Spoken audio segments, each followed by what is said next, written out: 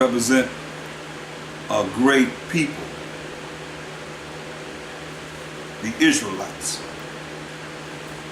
So it says, it's going to let you know, it says in 2 Esdras 13,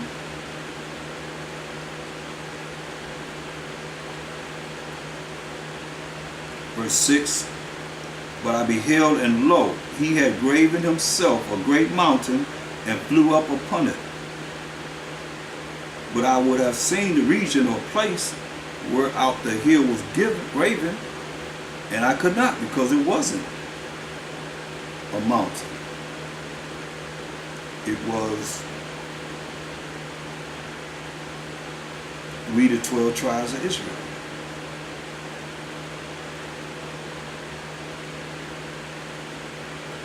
And he's going to give you understanding in later verses. I'm not going to jump there now. I'm just going to go through it as we go down these verses. Look at Daniel's 2. Book of Daniel. Like I say, book of Daniel and Esdras kind of coincide together. Daniel's 2 and 35. It says, then was the iron, the clay, the brass, and the silver, and the gold broken to pieces together, and became like the chaff of the summer threshing floors, and the wind carried them away, that no place was found for them. And the stone that smote the image became a great mountain, and filled the whole earth. See? This is the dream. And we will tell the interpretation thereof before the king. Thou, O king, art a king of kings, for the most high power of heaven hath given thee a kingdom, power, and strength, and glory, the Babylonian kingdom.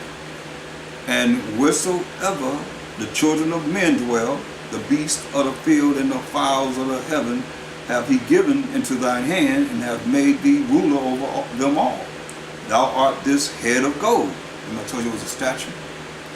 So Nebuchadnezzar is this head of gold. And after thee shall arise another king in prophecy.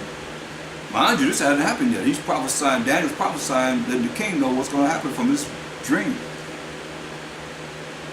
And after thee shall arise another kingdom inferior to thee, and another third kingdom of brass, which shall bear rule over all the earth, which is the Persian and Mede Empire.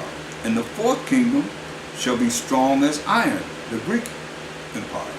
For as much as iron breaketh in pieces and subdueth all things, and as iron that breaketh all these shall it break in pieces and bruise.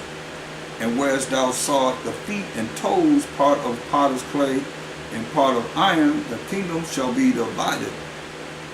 But there shall be in it of the strength of the iron, for as much as thou sawest the iron mixed with merry clay. And they are divided, you know. And as the toes of the feet were part of iron and part of clay, so the kingdom shall be partly strong and partly broken. And whereas thou sawest iron mixed with merry clay, they shall mingle themselves with the seed of men. Great melting pot. Just marry, go with whoever you want to go with. Mingle themselves with the seed of men, but they shall not cleave one to another, even as iron is not mixed with clay. That's why it's not going to work. That's when the Mashiach shall come back. You read Matthew the 13th chapter, he's going to separate the wheat from the tares. He's not with interracial marriages and so forth. It don't work, he says.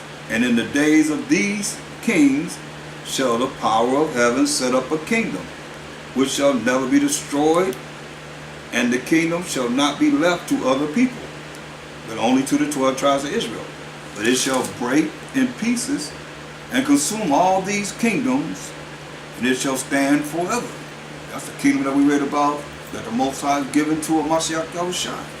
For as much as thou sawest that the stone was cut out of the mountain without hands, and that it break in pieces the iron, the brass, the clay, and the silver, and the gold, the great power, have made known to the king what shall come to pass hereafter in the future prophecy. And the dream is certain, and the interpretation thereof sure. See? So, go back to 2 Esdras 13 and 8. And after this I beheld, and lo, all they which were gathered together to subdue him were so afraid. And we said they're going to be like women having a baby, with them contractions, hurting. They're going to be afraid. All the men of these different military orders is going to be afraid, and yet does fight. But yet they're going to fight. They're under orders to fight. So they're going to fight.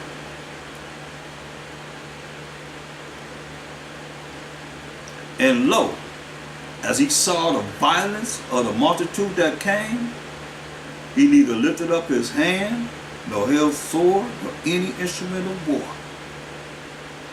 Look at Isaiah 11 and 4. Isaiah 11 and 4. As they come with all their military might. So I check up Shai, he lifted up no instrument of war. Isaiah 11 and 4. But with righteousness shall he judge the poor, and reprove with equity for the meek of the earth. And he shall smite the earth with the rod of his mouth, and with the breath of his lips shall he slay the wicked. So that's what he's doing in judging to make war. And it's coming from his mouth. We keep hearing it over and over again.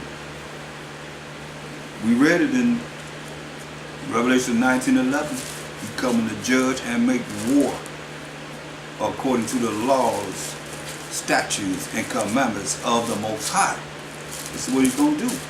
Mashiach Yahweh Shai, under the power of the Most High.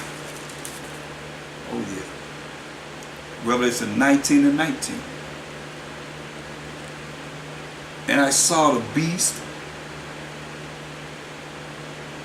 and the kings of the earth and their armies gathered together to make war against him that sat on the horse and against his army. See? See how it all go together?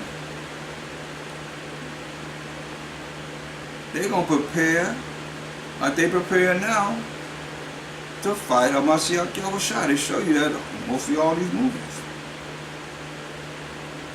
That has something to do with end times, or something to do with space, and so forth. So, these are the things that we see, and you can't tell me that it don't coincide with the Apocrypha, because we're reading the same thing in the regular King James Bible.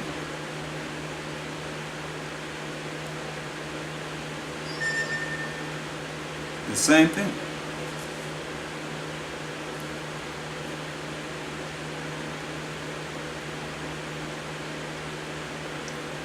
Just a moment.